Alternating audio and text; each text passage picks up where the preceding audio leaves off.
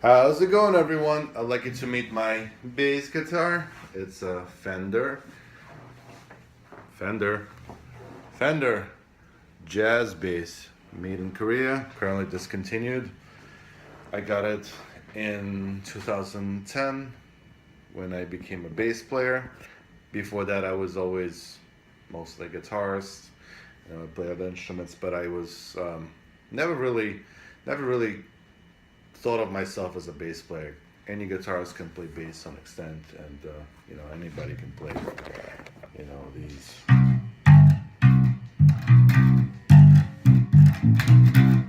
So I was like that. I could read music in the bass clef, but I never really was able to kind of groove like a bass player. So I was in the studio recording bass, not on this instrument, some other instrument. And this guy walked in and asked me if I was interested in joining his band. And I said, sure, why not? Kind of being polite, and that's how I became a bass player. So this instrument was bought by me in 2010 on eBay when I realized that I needed something better. My instrument at the time was a very cheap bass guitar that I got in 2000 when I was working in a pharmacy, and there was a music store across the street, and I wanted to record some music on my computer, and I got something inexpensive for $200. So anyway, fast forward 10 years, I got this thing. After doing some research, whether I should get a precision bass or a jazz bass or sort of a PJ combination, this seemed very appealing. The fact that it has a 2-octave neck. Typically, you can only play a high E flat or D sharp. Like that. That's your standard range on the Fender Precision or jazz basses. It's active. So I did my research and I listened to some samples, and it sounded pretty good to me. So what I changed on this instrument. So first of all, the tuners lasted me exactly 3 years. And there was nothing particularly wrong with the tuners except that it was not grabbing onto the string, the E tuner in particular. And it was just really frustrating. You're trying to change the strings, and you're turning the pegs, and then your string just pops out. So I went ahead and just replaced them with regular, Fender looking tuners. These are not original. And then another thing was that the preamp, even based on some reviews, the preamp would die unexpectedly. And sure enough, after 2 years, I was in the studio. I was thankfully not on stage. I was not playing a gig. But I was in the studio and just plugged in my bass, and there was no sound. Instead of a sound, it was just this sort of a hissing and popping noise. So I had it replaced with an Aguilar preamp. But the original Fender preamp was a great idea, if only it worked.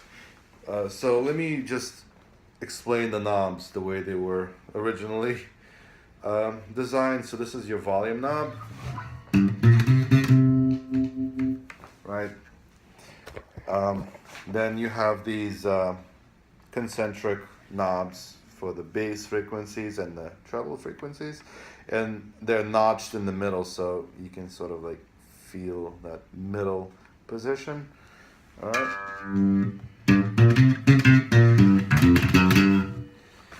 And same thing for the mids.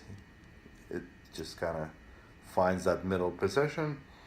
and this is your pickup selector. So these are two single coils, and both of them hum by themselves. You can hear that, right? But in the middle, they cancel each other out in terms of the hum because they are wound in a reverse direction. And then the best of all is this thing was marketed as a slap switch. So when you flick it up, it boosts your, it just gives you that kind of scooped sound. It boosts your lower frequencies and the higher frequencies, so it's ideal for the slap sound. And I really loved it. And I was never really a slap player, but a few songs had a few slap parts, and I just loved that switch until it died. So anyway, I got it replaced with an Aguilar Preamp, and the controls are all the same except that the switch does this weird contouring sound with the mids. Let me try to demonstrate what it does exactly. So, all right, let's start. Everything is flat, right? Let me crank the treble. You can hear that sort of high pitched. All right, turn it down.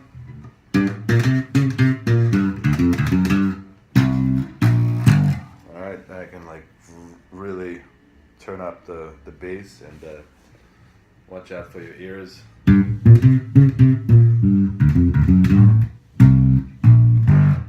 I can completely turn it off, right?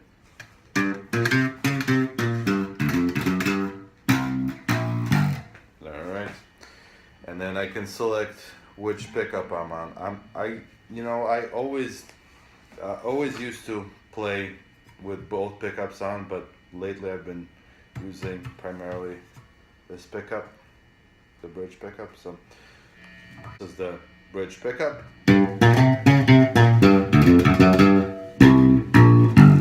Bridge, and this is the neck pickup.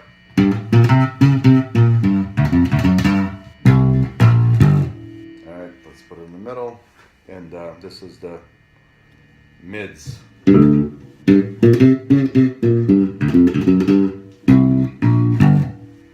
it off.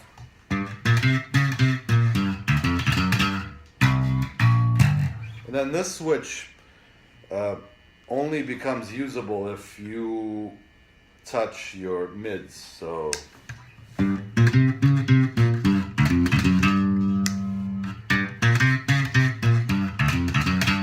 alright, let's crank the mids, turn the switch down, turn up the switch.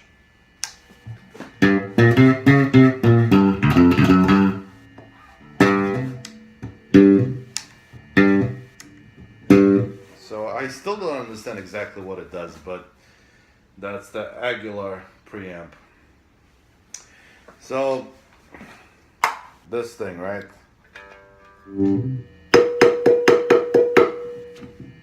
I put it on because it looked cool. I always wanted the pickup cover, so you can do this cowbell sound if you're playing on your bridge pickup. This thing, a thumb rest. I also kind of liked the look of those vintage bass guitars with this thing. It doesn't really fit this 24 fret instrument, but I think it looks cool.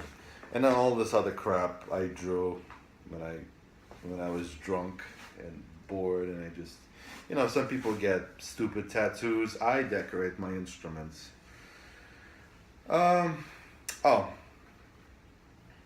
So this instrument is, I would say, extremely flexible. You can get any sort of a sound. You can get a modern sort of like Music Man type of a sound. You can get a vintage sound. You can get this like almost hollow acoustic sound. And it's because the preamp the Aguilar Preamp is very, very flexible, extremely flexible. And yeah, so like I said, I mostly now use the bridge pickup, and I can, you know, right, I'm on the bridge, I can give it more bass if needed and take down the treble, and I can get this really modern sound.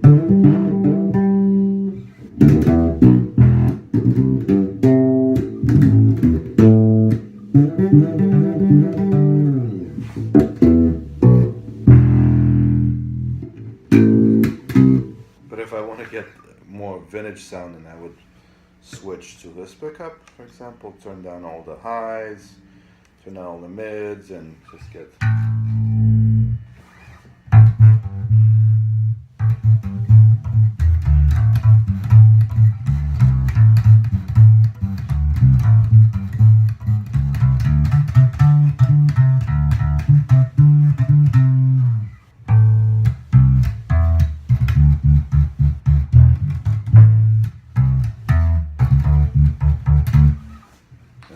Yeah, I apologize for the sound. I did not feel like connecting my Mark bass amps. I'm just playing through my Marshall stack.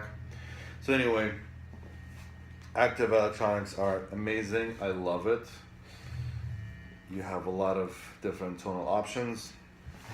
So this thing we talked about, I got it for looks, and you can get this cowbell noise. This serves absolutely no purpose except for decorations. The tuners are replaced.